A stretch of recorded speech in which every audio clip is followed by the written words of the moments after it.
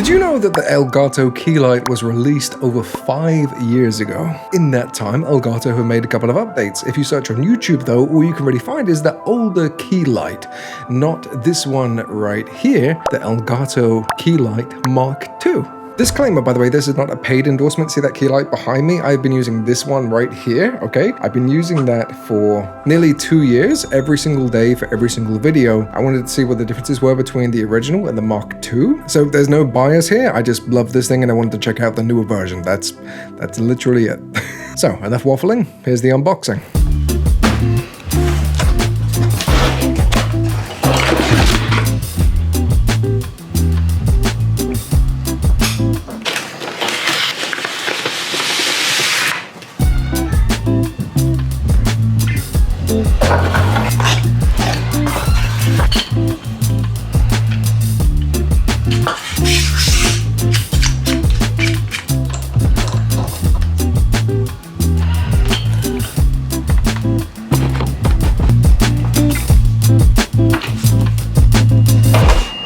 So first things first, as I shuffle through these little power adapters that come with the key light, you can use these like in any country, any format, which is awesome, by the way. Let's dive into a couple of questions that you guys probably have about this thing. You're here probably because you're thinking of buying it. Let's get through that stuff and then we'll get into the techie bits later on. Is it bright?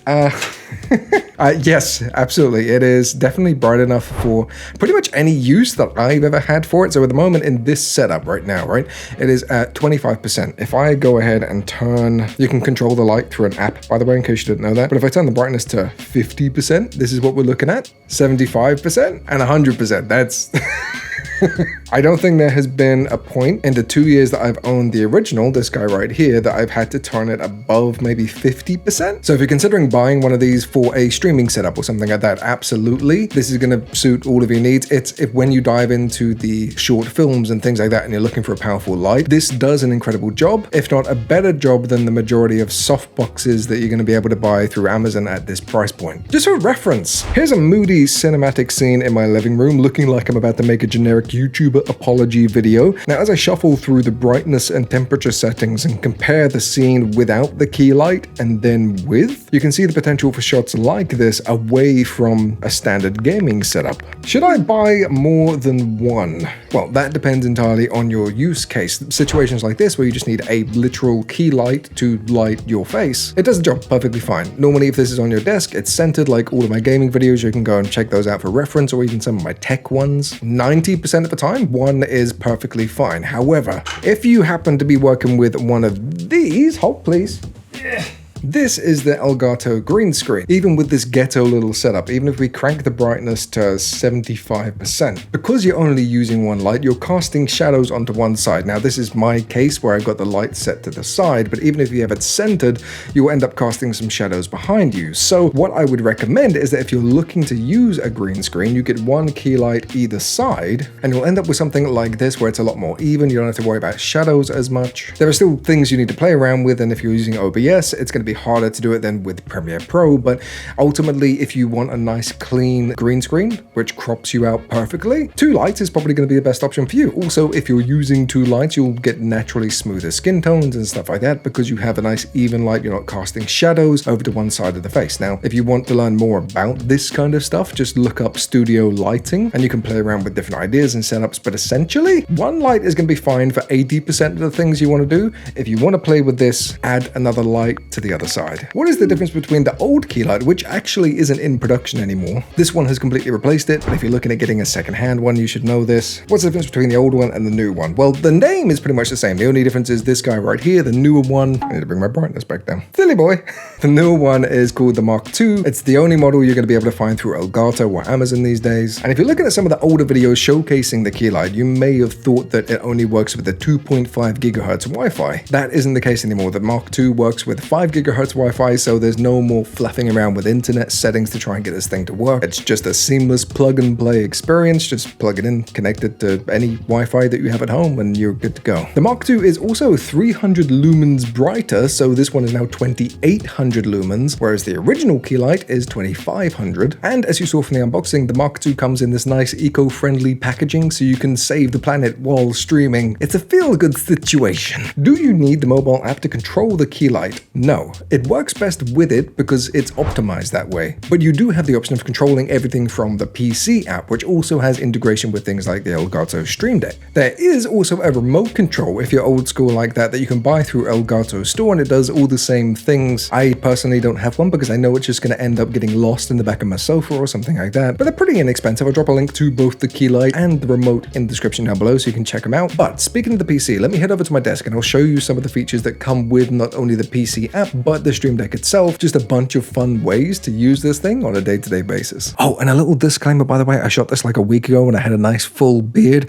Can you guys leave a comment and say that I look better with the beard so my fiance lets me grow it out and keep it? Thank you, I love you. This is what my mental health looks like, but if we go ahead and add in some backlights like so, it adds a sense of color. This is with the Keylight on 10%. Okay. 20, 30, 40, 50, 60, 70, 80, 90, and maximum brightness.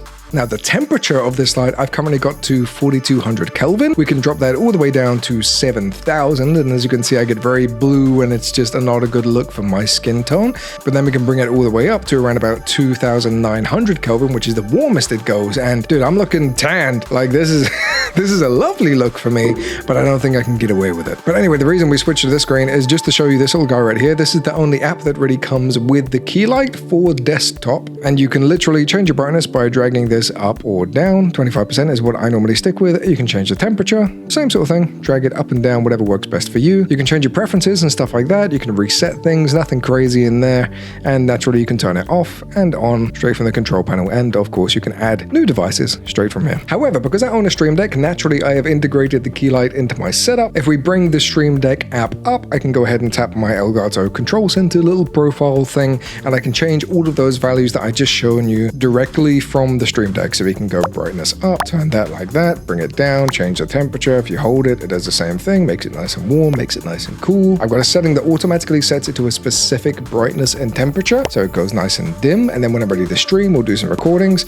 bring it up, and it goes straight to that light setting that I use for all of my recordings and my live streams, just to make life a little bit easier on me. Rather than manually adjusting everything, you can do it with one tap. So I've spoken many times about how much I love the Stream Deck and its integration with everything. I'm not going to keep banging on about it, but if you are looking at getting a Keylight, the integration with Stream Deck for streaming and recording is incredible. So consider it. I promise you it's worth it. It's not just a bunch of buttons. The functionality is crazy. Okay, so that's pretty much it for an up-to-date review of the Elgato Keylight. It may seem like a decent size investment, particularly for smaller creators who have the option of spending this amount of money on cameras, PC parts, video games, consoles, stuff like that. I get it. And there are cheaper options like the Keylight Air, which is just a little bit dimmer than this one, and Elgato's brand new Neo series, which I haven't had a chance to play with yet, but it looks really cool and it's super budget friendly. But genuinely, I think the Keylight and lights in general are just a really great investment for content creators, because not only does it help you with the gaming setup in the office space and stuff like that, which most people get the Keylight specifically for, but the fact that you could do literally anything with this, it's portable, it's lightweight, you can literally stick it in a backpack and go anywhere with it. It's not like a big softbox that you have to like fold up and undo every single time and then set it all up again. Like, this thing is ready to go whenever you are. I personally haven't shot a single video over the last year and a half without a Keylight, and that should be all you need to know. So to wrap up the video, thank you to Elgato for sending me out the Keylight. It was a pretty bright idea. Tap the subscribe button if you want to see more videos like this. Leave a comment if you have any questions about this. I'll be happy to answer them. I'll be floating around down there. I love your faces. You're amazing and beautiful, and I will catch you in the next one.